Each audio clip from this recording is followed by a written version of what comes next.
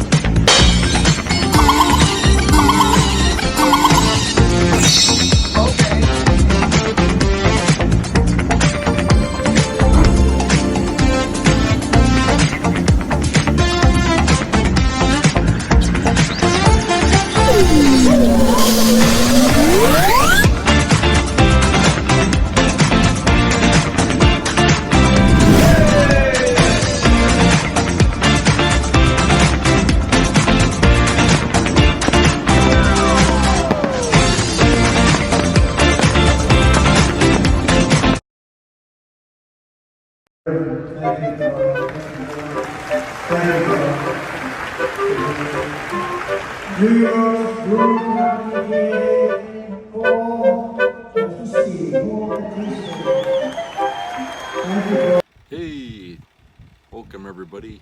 It's Jeff.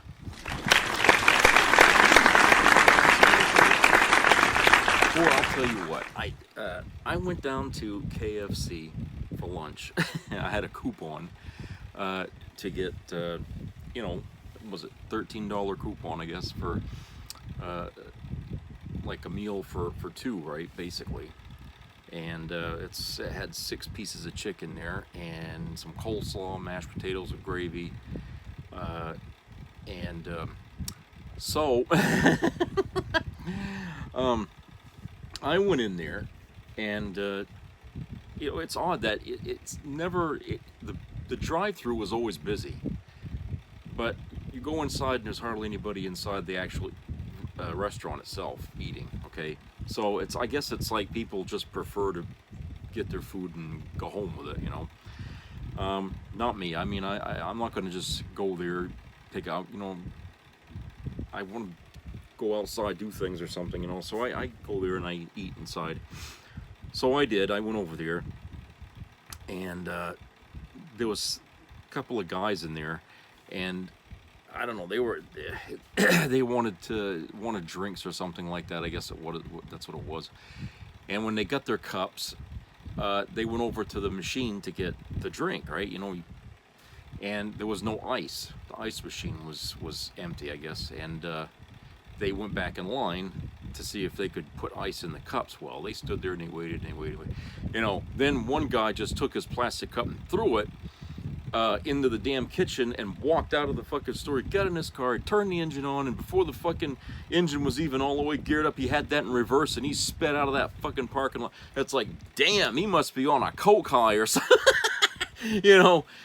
Jesus, I mean, talk about pissed, and it's like, you see this a lot more these days, where customers are really kind of annoyed and pissed off about, waiting and stuff like that. And it makes me think about, how long has it been since, since we kind of emerged out of the pandemic, and yet we're still dealing with the excuse that we're shorthanded.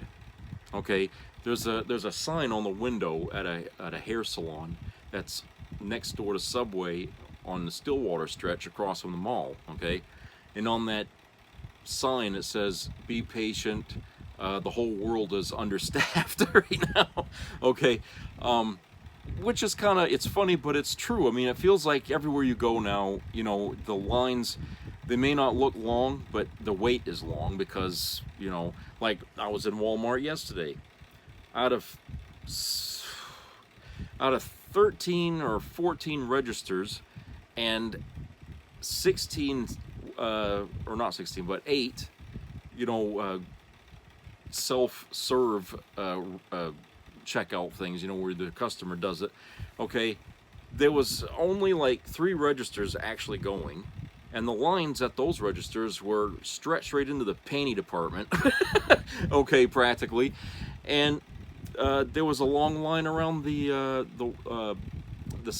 self checkout stands, okay?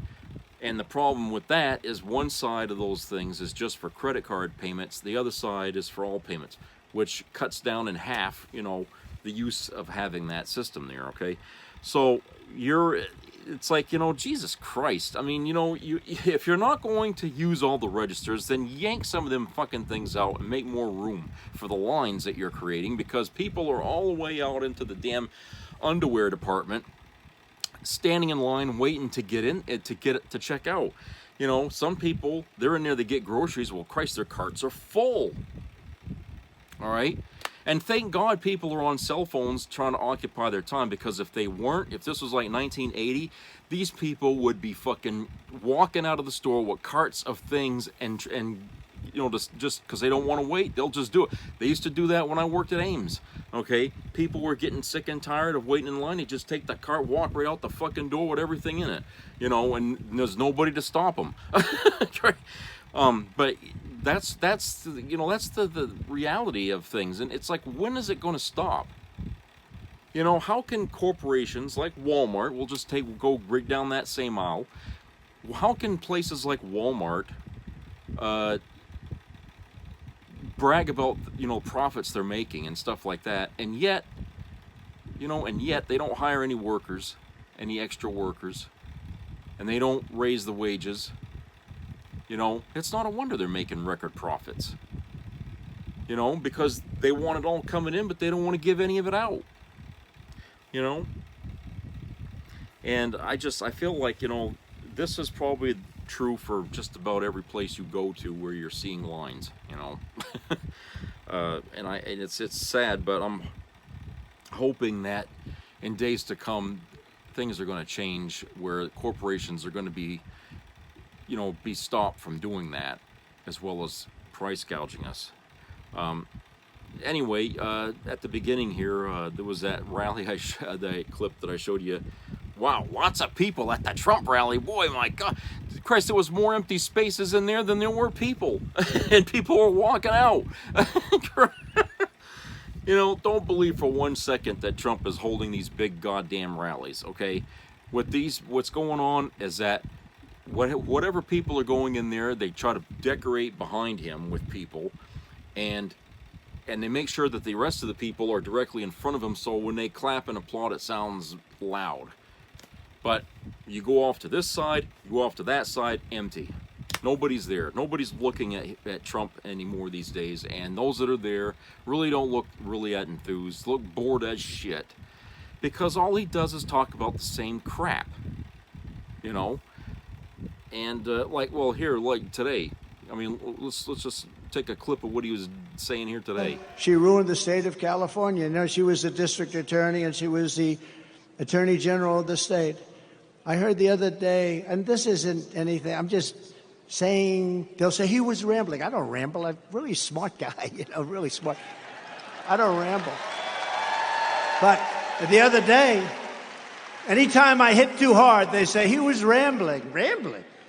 I get up and I make a speech. I go for sometimes 2 hours, 2.5 hours, because, people are waiting outside for 3 days, 4 days. You guys were waiting out there for a long time. Front row Joes are waiting out. I don't know how you guys do it. And I feel I have an obligation to speak, and speak in a certain way, and speak a little bit longer. How would you like it? A guy's waiting with his family for 3.5, 4 days. They have a tent, and the tent is set up. They have hundreds of them, and they wait. And then I walk in, speak for 15 minutes, and leave. I don't know, somehow. Would that be okay, North Carolina? I don't think so, right? They want me to speak all day. When I leave, I did one 2 hours and 15 minutes, and I'm leaving, and they're screaming, "No, sir, more. We want to hear more." I said, "I can't. I can't speak more. What the hell else am I going to say? Our country's going to hell. That's all I can say. We're a nation in decline." Same old shtick. I mean, I cut it off just when he started going right down that same laundry list of, America in decline, we're going in the gutter, everything was like we're going to be like a third world country. It's every fucking rally he goes to, he repeats the same shit, worse than a goddamn parrot. Jesus, And people are getting sick and tired of that, and and plus the insults to Kamala. There's an article here I want to read to everybody from CNBC, and it's written by Rebecca Picciotto. I guess that's how you say it. It's entitled "Trump Top Republicans Call on Trump to Stop Insulting Harris and Refocus on Policy." Amen to that, huh? Former President Trump is facing a wave of calls from Republican supporters to focus his political attacks against Vice President Kamala Harris on policy critiques and to scale back his ad hominem insults and conspiracy theories. Quote, "The path forward is to focus on policy. Those are 3 words for the Republican Party that I think is a path to success. Focus on policy," unquote. Former GOP presidential candidate Ramaswamy said Tuesday on NPR. Quote, "I think Donald Trump has a strong case on all those counts, and I think he and the Republican Party would be well served to focus on the policy contrast," unquote, said Ramaswamy, who endorsed Trump after dropping his own White House bid earlier this year. Quote, "The winning formula for President Trump is very plain to see. It's fewer insults, more insights, and that policy contrast," unquote. Kellyanne Conway, a former Trump White House advisor, said on Monday in a Fox News interview. Conway, who managed Trump's winning 2016 campaign, appeared with fellow Trump White House alum Larry Kudlow, who also had some advice for Trump. Quote, "Don't wander off, don't call her stupid, and all kinds of names. Stay on message," unquote. Pleas like these from loyal Trump supporters have echoed through Republican circles in recent days as the party grapples with the new dynamics of a presidential race against Harris, 3 weeks after President Biden dropped out of the race. As Trump tries to pivot, his talking points against Harris frequently devolve into personal attacks. They include making false claims about her racial identity, insulting her intelligence, and commenting on her appearance. He has also promoted false conspiracy theories about the crowds at Harris's huge rallies. Quote, "When Trump attacks Harris personally rather than on policy, Harris's support among swing voters rises, particularly among women. It's just a fact of life right now," unquote. Peter Navarro, a former Trump White House aide, said on the Conservative War Room podcast Monday. Navarro is a loyal Trump ally who recently served 4 months in federal prison for defying a congressional subpoena in the January 6th Capitol insurrection probe. Quote, "You've got to make this race not on personalities," unquote. Former Republican House Speaker Kevin McCarthy said earlier Monday in an interview on Fox News, quote, "Stop questioning the size of her crowds and start questioning her positions," unquote. The Trump campaign rejected the notion that the former president has not focused enough on policy attacks. Yeah. So you see, everyone's telling him what to do, and he's telling everybody to shut the hell up. Okay? He doesn't care. He's running it his way, because that's what's comfortable for him. Just to be able to get up on stage and ramble on like he does, and say the same old shit, every fucking rally, and watching his crowd diminish. Like I said, they're finding MAGA hats on the floors of some of these goddamn places where he's been going to, okay, to give rallies. People have had it with him, okay? They're taking that out, dropping it on there. I mean, that's where they come up with that little symbol there, drop the hat, okay? People are giving up on him. And his own party is getting sick of him. And so, like I said, right now, he should be going in the other direction. He should be rising, not going down, okay? But it's Kamala who's getting more and more popular. But everybody says Trump has all the aces to talk about in order to win this election. He just ain't talking about it, And like I said, I don't agree with them on that, on the idea that he's got all the aces, because they're talking like Joe Biden wasn't president, okay? But he's been president, and he's done a lot of good things for this country, and the country's actually doing better. What the hell aces does Trump have? Because his 4 years as president was a fucking abomination. Okay? He didn't accomplish a goddamn thing. And so, like I said, I don't see how, anybody could say that, he could win this if he'd get off, you know, even if he stopped calling Harris names and racial insults and all that, even if he changed what he was saying now, it's too late. I really think it's too late for him. Tomorrow, the DNC starts in Chicago. Okay, that's going to be another shot in the arm for the Democrats and their wave going into the election. Okay, that's going to be a bad thing for Trump. How's he going to rise above that? You know, he can't. He can't even rise above the fact that, you know, Biden's out and Kamala's in. You know, and I feel like, you know, it's hard to imagine that MAGA could win now. It really is hard to imagine that. Only MAGA knows, only MAGA will believe that they can win this, because, hey, they're the same people that thought Trump lost because the Democrats cheated, right? And so, you know, if they're willing to believe a bullshit lie like that, then they'll believe anything, okay? So, you know, but the truth is that, you know, Trump is just, you know, he's stuck in a rut. And I don't know if it's due to age, okay, or if it's just the idea that he thinks that people want to hear doom and gloom at every rally, which I don't. I don't even think MAGA really likes to hear doom and gloom at every rally. But I think it would surprise the hell out of him if he started talking about policy instead of criticizing other people's plans, okay? You know, it's like, you know, when he says, when he would say about Obamacare, we need to get rid of it. Well, fine. Well, what have you got to replace it with? Because you can't just get rid of a system and drop millions of people. You got to have something for these people to go to in order, you know, for their care to continue. No, you see, he doesn't care about their health care. You know, he doesn't care about that. So it doesn't matter if he cuts people off. It's like when he fires people. You know, he doesn't care if they got another job to go to. If he fires them, he just fires them, right? Well, as a politician, you can't do that. You can't just say, I'm cutting you loose, I'm cutting you off, and that's it, the end. No, because all you're going to do is you're going to piss these people off, and they're going to turn against you, just like that. You know, unless you offer them an alternative to saying, well, what you had wasn't good enough, but I'm going to give you something better. You know, instead of coming out and doing something like that, no, they don't have anything better. That's because they don't. You know, they don't care. They tell people what's wrong with everything, what they think is wrong with the country, and they say, we're going to get rid of what's wrong with everything, okay? But at the same time, they're not saying anything about, well, the reason we had these programs in the first place is because people demanded it.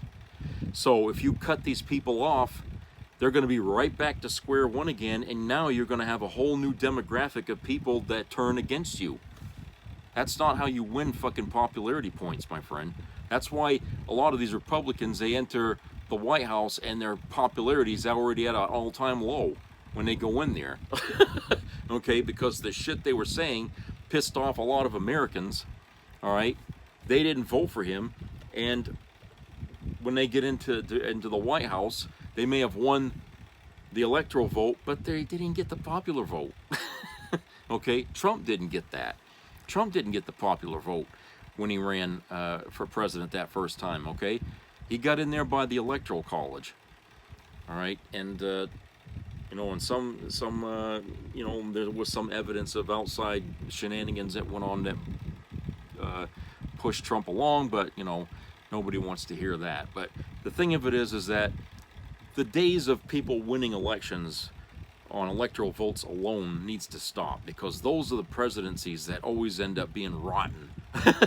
Okay, because they get those electoral votes through big corporations pushing these folks into it. I mean, they're not going to do it, make it so obvious that they're being bribed or something like that, but you know there's something underhanded about that.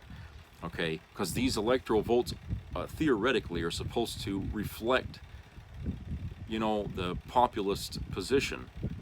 They're supposed to reflect, you know, what the popular vote will be, but it doesn't. Okay, so that means there's something going on there with the Electoral College. There's, you know, palms getting greased, as they say. So I feel like, you know, with Trump, what he's doing, you know, if he should manage to pull off a victory here, he's going to get it only because of a fucking electoral win, okay? and maybe the fact that some states won't certify, whatever, you know what I'm saying? He's going to get it, but it's not going to be the popular wish, okay? The majority of the country will not get its wish to have Kamala Harris as president. And to me, that's not a reflection of a democratic system. That's a reflection of corruption in our government on the highest level. And Bernie Sanders talked about that problem escalating as we keep going forward and we don't try to undo Citizens United and all that stuff. Okay, we need to do something to reel in the bribes, you know, to stop that, to get the money out of politics, essentially, is what he's saying. He's right, because money in politics from the very first day that was even allowed to happen, and I'm talking about lobbyists now, that's been the Achilles heel of our goddamn government. And it only got worse from there, because it wasn't enough that they had lobbyists. No, we want to start donating big fucking bucks, you know. And so buying politicians has become a thing for wealthy Americans, and that's got to stop. You can't do that anymore. Okay, I don't care, you know, about, you know, what these people are going to lose because they don't get these big money donations anymore. I don't care. They shouldn't have taken it in the first place. If any of these politicians had any moral compass at all, they would understand what their job description entails, and there's nothing in it that says they can take big fucking money and bribes from people to buy their fucking their vote or whatever the hell, you know. It doesn't say that anywhere in there. So what they're doing is wrong. Constitutionally, legally, it's wrong. I think it's wrong legally, but and we got to stop that. We really need to push that because we got a taste of that this year on the Democrat side, when you had people like, you know, Nancy Pelosi, George Clooney, Stephen King, and all these people, all these wealthy people out there who donate heavily into the Democrat Party, manipulating outside of the goddamn campaign to get Biden out. Okay, and you saw what happened. They won. They got their way. Okay, thankfully we had Kamala Harris to fall back on, but none of these people had any idea who they wanted to put in place of Joe Biden when they were talking about removing him. They were coming up with names that nobody ever heard of. I don't remember anybody mentioning Kamala's name at all. Okay, when they were talking about removing Biden, you know. But when she threw her hat in the ring, there wasn't any opposition towards that, so I don't know. But the thing of it is that that's what I'm talking about money in politics. When you got money in politics, people's wishes don't get acknowledged. They're at the mercy of those who have the most money, and that's oligarchy. You know, that's like fucking going right back to the days of the monarchs and the kings and queens. You know, why even have a democracy if you're just going to let the high 1% of this country decide the fate of the government? You know, it's not right. It's just not fucking right. Okay, let's go to a commercial break, and we'll be right back.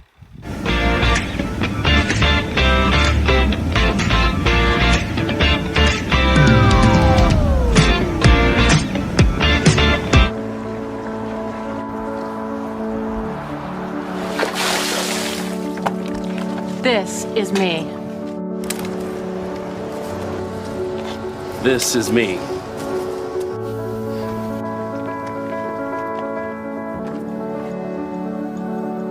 This is me!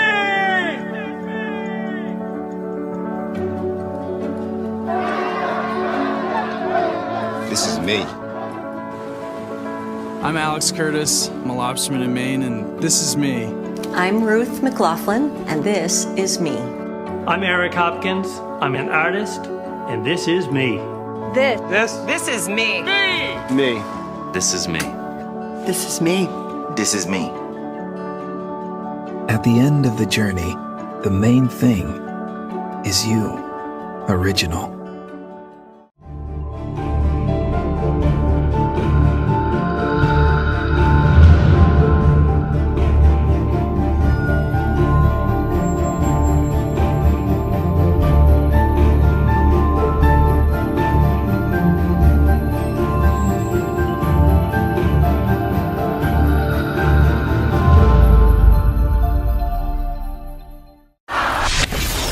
In this election, we each face a question.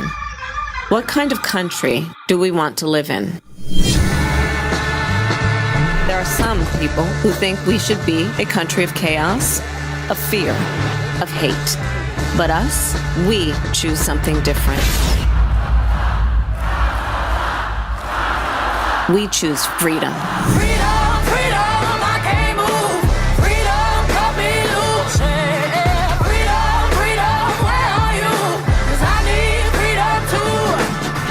The freedom not just to get by, but get ahead.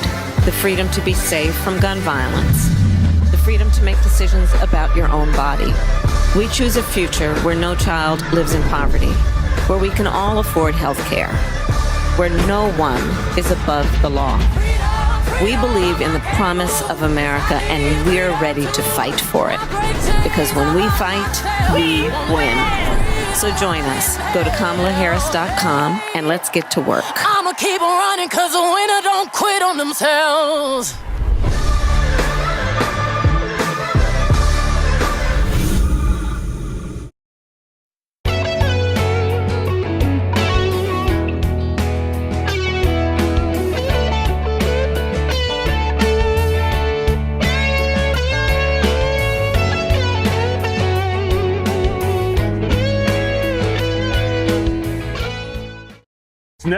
It's never the Republicans who ever bring up race.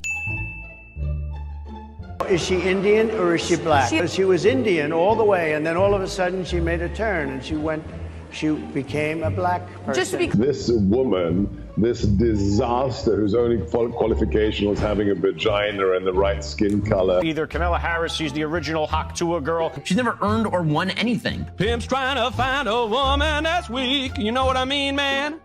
Jive turkey? That's not how I remember Kamala Harris speaking. That sounded a little bit more, I don't know, a little bit more jive to me. Kamala Harris is a JV player. She is a DEI pick. She was a DEI hire. The DEI vice president. She would be the queen of DEI if she were elected. Affirmative action. You're selected because the melanin in the content of your skin. Is it possible that she's getting whiter?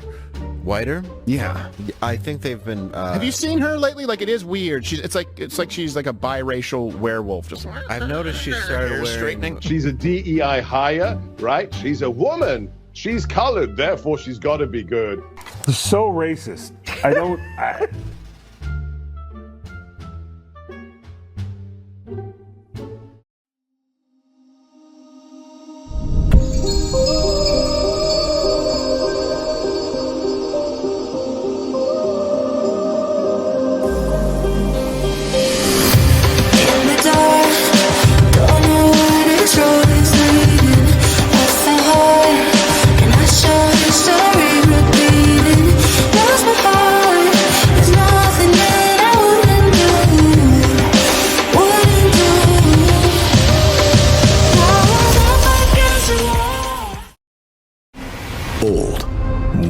Many don't feel he is fit. Sick, tired. Too old to serve. Stammering, slurring. He was ranting and raving. Slipping, forgetting. And the guy just kept getting confused. Slow. Panic has certainly set in. You know which politician we're talking about, right? Oh, you thought it was about Joe Biden? Venezuela, it's unbelievable. Is he all right? Let's think about some more words. Liar.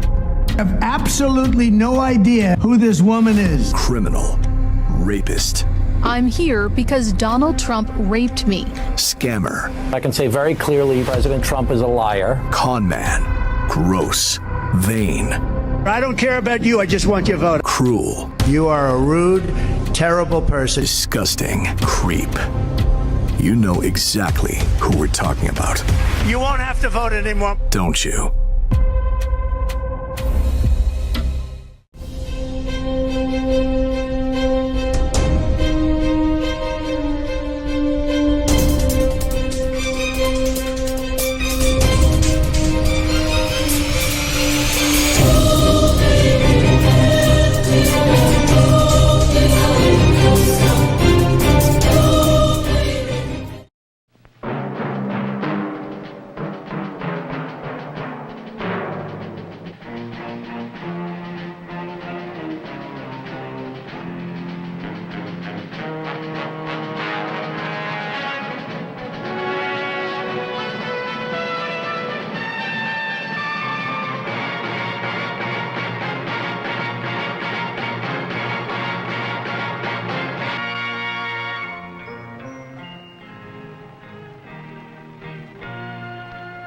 Some people have a deep, abiding respect for the natural beauty that was once this country.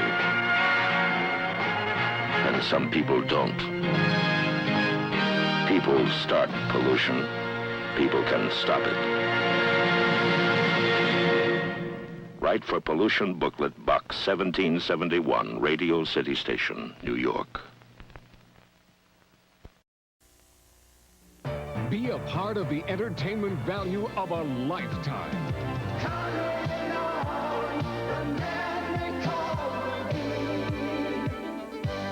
I loved it. It was the best performance I've seen in a lifetime. I loved the show. I liked it very much. He's a very entertaining man.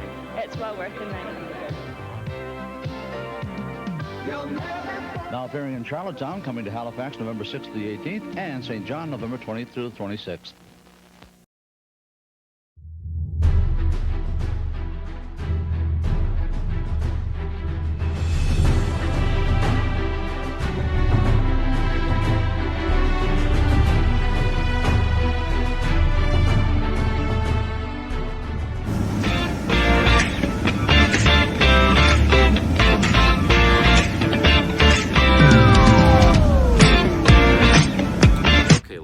Welcome back. All right, let's go to a couple of video clips here that I want to play for you. One of them is 4.5 minutes long. The other one is 3 minutes and 10 seconds. So let's go to that and then comment on the other side. She's basically going to bash businesses. She's going to accuse businesses once again of price gouging and excess margins. And I just want to say, these charges by Biden and Harris are now 3.5 years old plus. And there is no evidence of corporate price gouging or excessive margins or something called corporate greed. I love adding that at the end from Larry Kudlow. Like he already is lying by saying there's no evidence of like the excessive margins or the price gouging, but also there's never been any evidence of greed. Yes, they're very charitable and they keep very slim margins. CEOs tend to drive 10 to 20-year-old domestic cars. I've noticed that too, Larry Kudlow. But why is he saying that? Well, he's saying that because earlier today, Kamala Harris announced that she is going to be doing, as one of her first priorities when she gets into office, fighting back against price gouging. One of the things that has been driving the increase in prices over the last few years. And I love that right-wingers are losing their mind over this, because for several years now, they've been saying Biden made the prices high, the prices are too high, inflation this, inflation that. You guys have got to get them out of there because of the inflation. So then when the Dems are like, well, let's do something about it, they're like, no, the corporations. Because that's, of course, who that's their donors, that's who they care about. They need to whip people up into a frenzy about inflation so that they can get in office. And then once they're there, they can protect donors from any actual change to the status quo. Well, Harris does want to change the status quo, at least a little bit in this area. And here she is describing that. I won more than $1 billion for consumers.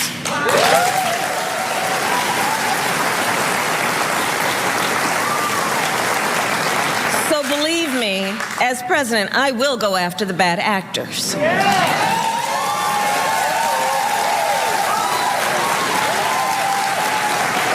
And I will work to pass the first ever federal ban on price gouging on food.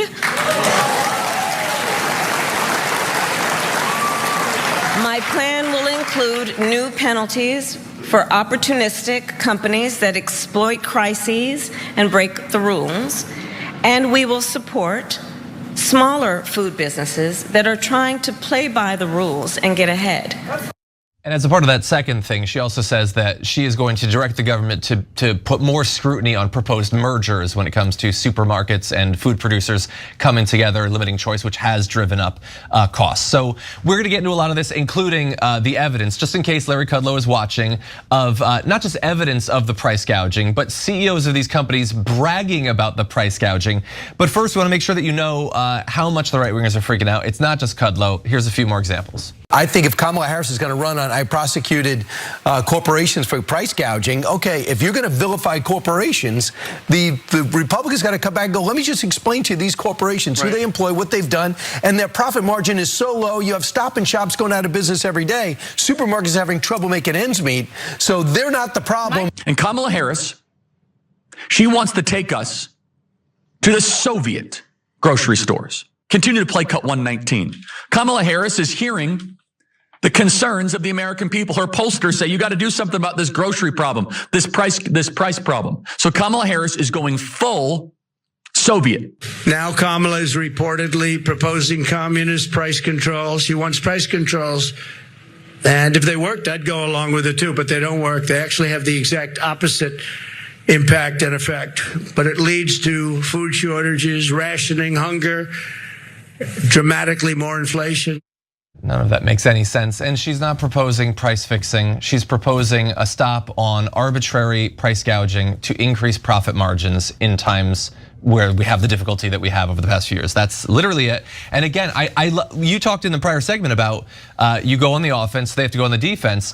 Well, look at how their tune has changed. They're talking about high prices, high prices, high prices. Now they're telling their audience, including conservatives who are struggling, stop being so mean to the corporations. Aren't they great to you? And so I love to see. She's a very strong communist lean. You're all going to be thrown into a communist system. It's a communist system. You're going to be thrown into a system where everybody gets health care. Donald Trump is now officially running on threatening people with a good time. Look, he knows that millions of Americans desperately need health care, and the way that he scares them is to say that you're all going to have health care. Okay, clearly a political genius and a stable genius. But anyway, it's crazy to declare that Kamala Harris in general is a communist, or that she in particular on healthcare is gonna function as some sort of communist. And so although Harris has previously supported Medicare for all, she has since distanced herself from the idea, and a spokesperson recently confirmed to NBC News that she will not push single payer as president. And so what do you know, Donald Trump has told his first lie of the campaign, I guess. But the interesting thing, she's not gonna be pushing for single payer healthcare. Do you know who did push for single payer healthcare for literally decades? Donald Trump, actually. Back in 1999, Trump told Larry King that healthcare should be considered, quote, an entitlement, and said, I believe in universal healthcare, which is pretty specific. I believe in whatever it takes to make people well and better. He praised Canada's single-payer system in his 2000 book, The America We Deserve, citing its cost efficiency and the longer, healthier lives of Canadians compared to Americans, which praising Canada's single-payer healthcare system seems like the sort of thing that would anger the right. But in defense of Donald Trump, that was in one of his books, and so he probably had nothing to do with it whatsoever. But he's made a lot of statements like this. In May 2017, so this isn't just decades ago, he told Malcolm Turnbull, the Prime Minister of Australia, that, quote, you have better healthcare than we do. They have a single payer system.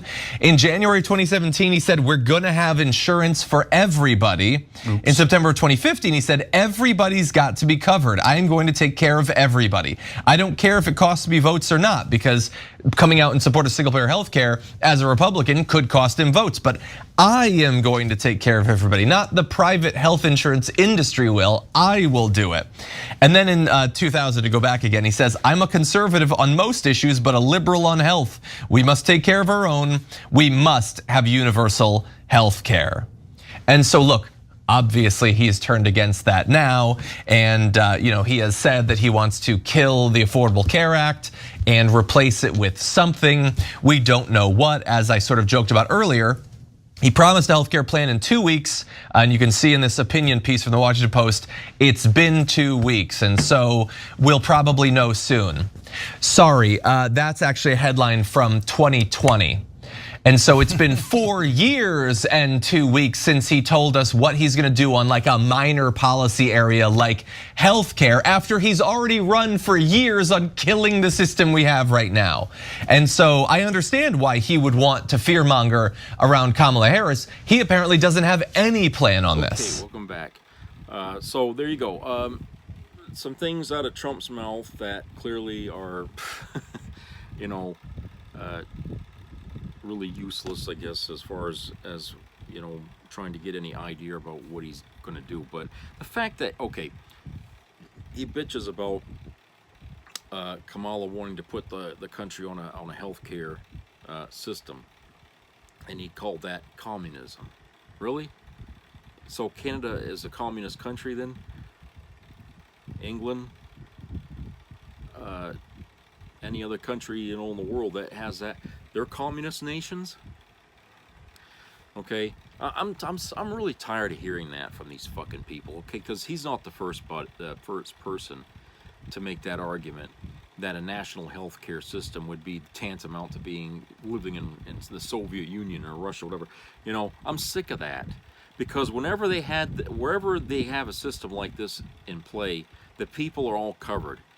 The idea about long waiting lines and all that stuff, okay, that's relative to the nation that this is being put in, okay?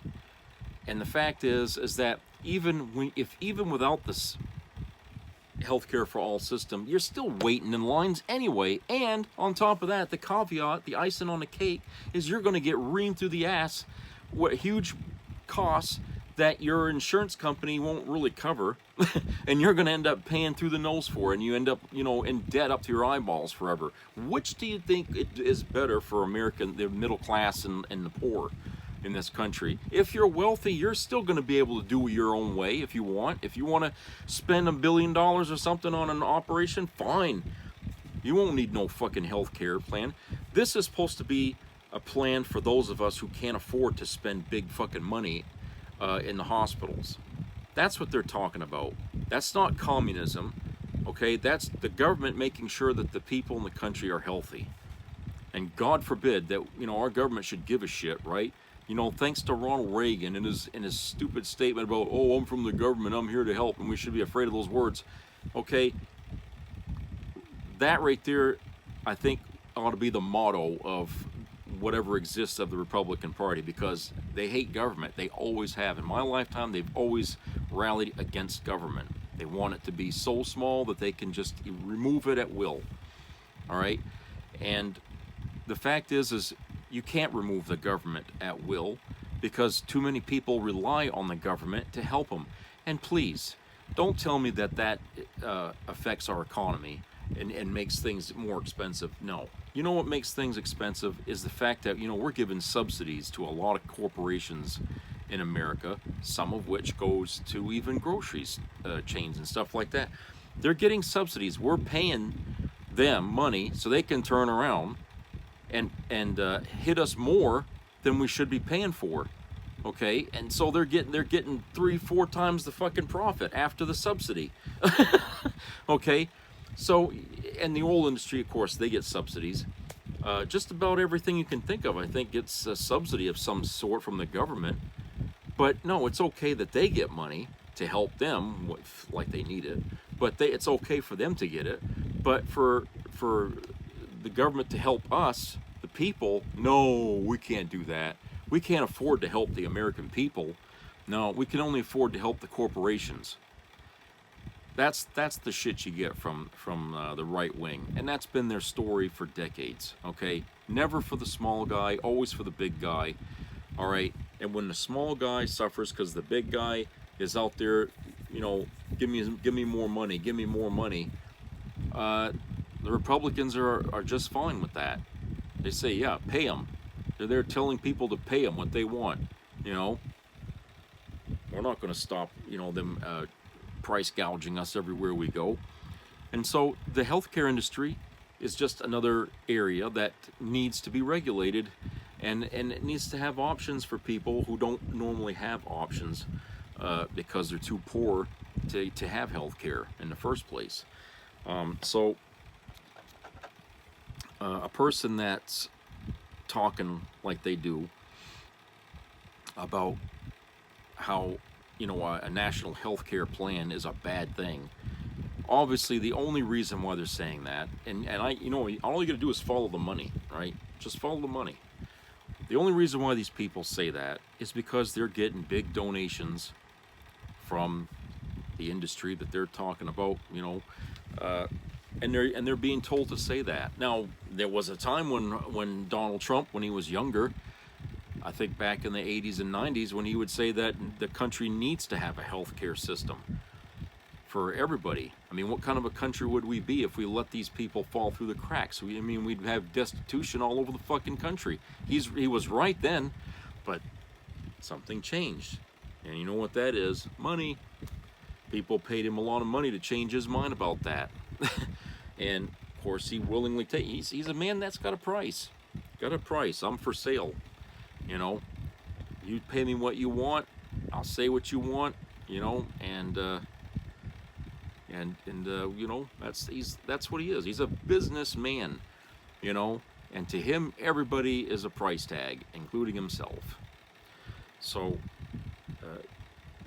I don't know why, you know, he said the things he said back then, except maybe perhaps, you know, he just was focused only on the casino end of things, you know, where his failed businesses were, but probably because he was in so much debt maybe at the time from losing all his businesses, he needed those fucking donations to pay those to pay off his debt, I guess, you know. So you know, one hand washes the other, you know. And you know, people at groceries, you know, the supply line thing is becoming a very weak excuse in our society right now. Whenever these companies are talking about, well, the reason why prices are high is because our supply lines are weakened. Okay, yeah, but you've been saying that for like what, 2 years now, 2 more years. Okay, that shouldn't still be the excuse. We really know what the excuse is. It's already been investigated and reported for the last year and a half now, that places that are charging us more for food and things like that aren't charging it because of anything to do with the supply line. It's price gouging. Okay, that's what they're doing, because they're marking things up way more than they should be, because they figure, well, they sat down, you know, economists have sat down and looked at the supply line shortage that they say there is, looked at the cost of how things were before the pandemic and what they are after the pandemic, and the contrast is so stark that the only reason there could be such an increase in prices has nothing to do with a supply line shortage. I mean, they already calculated for that. If there was, the prices would still be lower than what they are now for a lot of things. But because they're so much higher, you see what I'm saying? They're taking advantage of a situation in this country, and they're milking it for all it's worth. And Kamala Harris spoke about that on Friday, and said that, you know, she wants to penalize companies for doing that, taking advantage of, let's say, a hurricane devastation, or taking advantage of a pandemic or something, and just continuing to jack up prices. Okay, she wants to put laws on that to keep companies honest and stop them from price gouging. Now, of course, the companies will say, "Oh, you're trying to control us." Like, yeah, why? You all of a sudden now you're worried because you can't charge us $10 for $1 worth of fucking French fries or something, you know?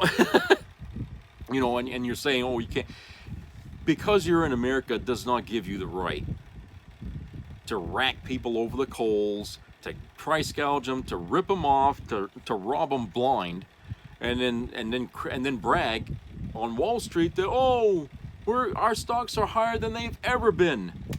You know, we're making all kinds of money, stock buybacks and all this shit. They're making tons and tons of fucking money, and yet everybody's suffering. You know, why is that? The rest of the people who don't play the stock market, why are things so expensive when you guys are bragging about record profits? Come on. You can afford to lower those fucking prices, and you know it. Jesus Christ. You know what it is. In these corporations, they got stockholders, right? And the stockholders want to always see an uptake in profits all the time, more. Well, greedy people you can't satisfy ever. Okay? And if they can't get more from this company, they'll jump ship and go to buy stock in another company and try to get it there. You know, and that's what these companies don't like. They don't like stockholders, you know, turning their back on them and going someplace else. So what do? They give in. and they try to find ways to give them more and more, but that comes at our expense.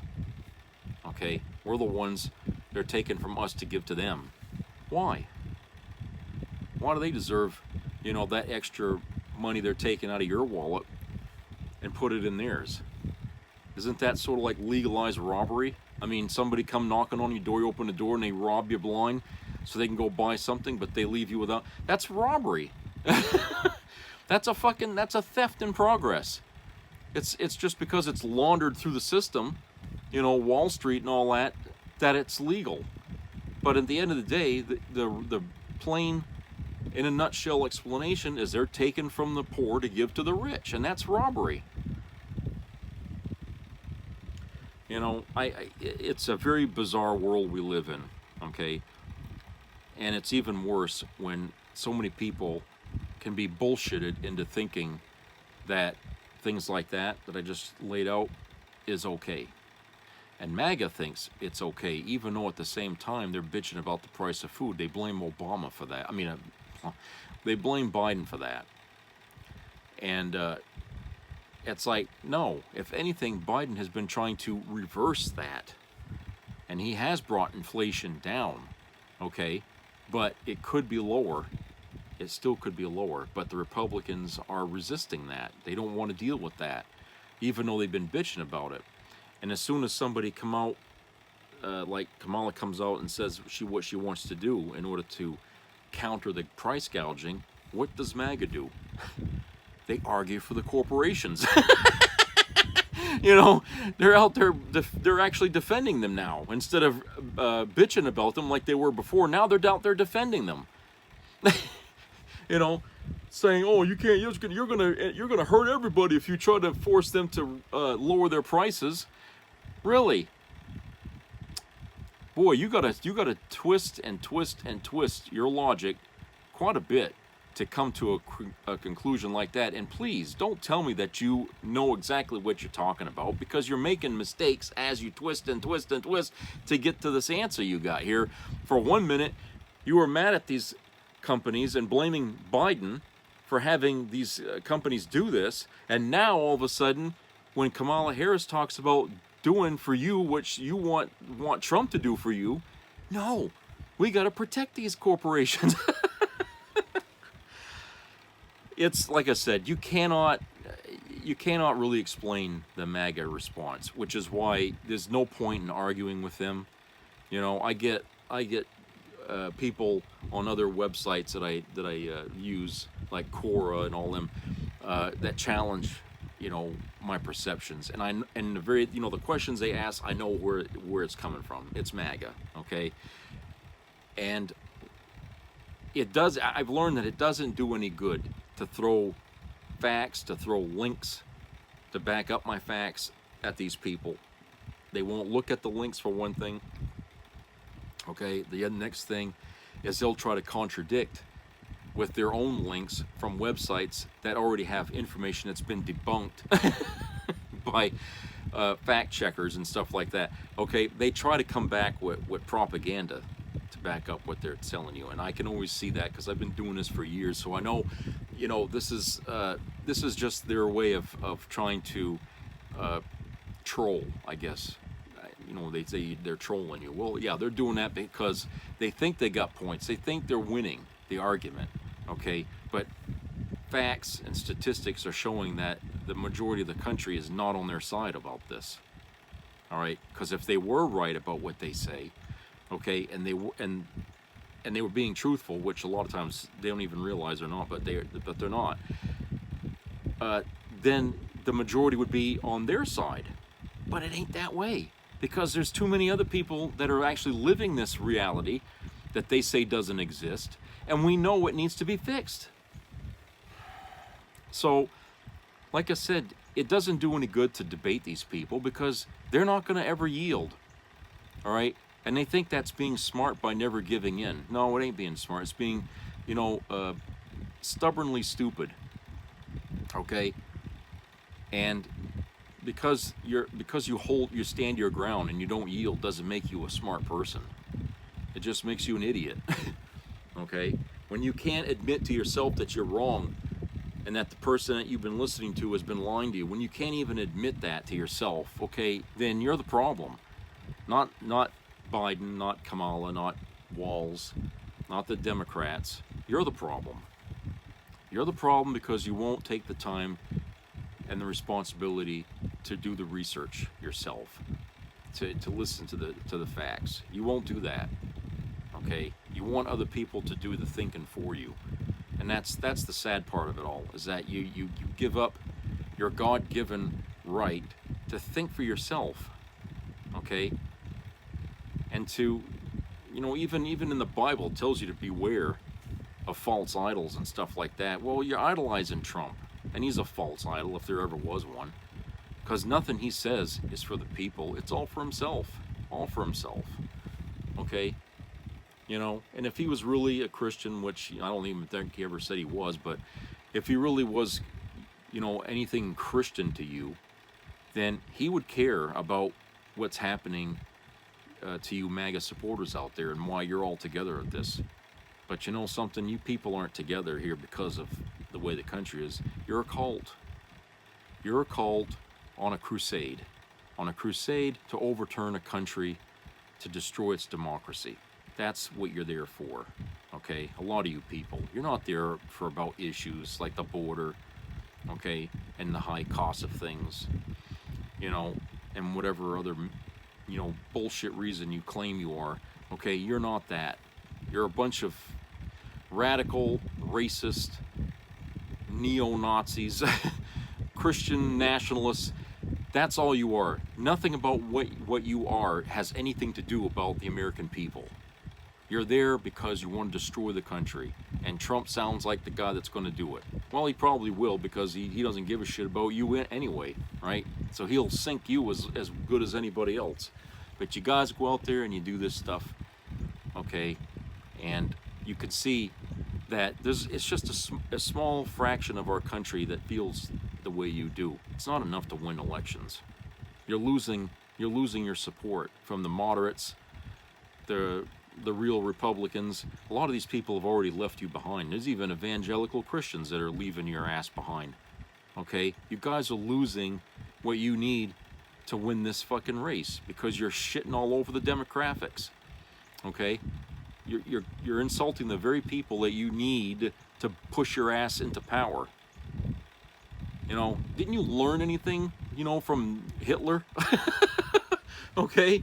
You people, I mean, I know that's who you idolize other than Trump, okay? You didn't learn a goddamn thing about World War II, did you? And how that son of a bitch got to power, okay? You need to reread your history some. See, that even works for people like you, reading history. Think about that. All right, so that's it for today. And I hope everybody has a great work week coming up here. Subscribe, comment, share, and please keep your ears open for health-related issues, okay? And treat each other nice out there as we go through this week. Be courteous and respectful, and just try to enjoy whatever you can enjoy in life. I know for a lot of us it ain't much, but we've got to try to get our fun where we can get it. So I'll talk to you guys later. Take care.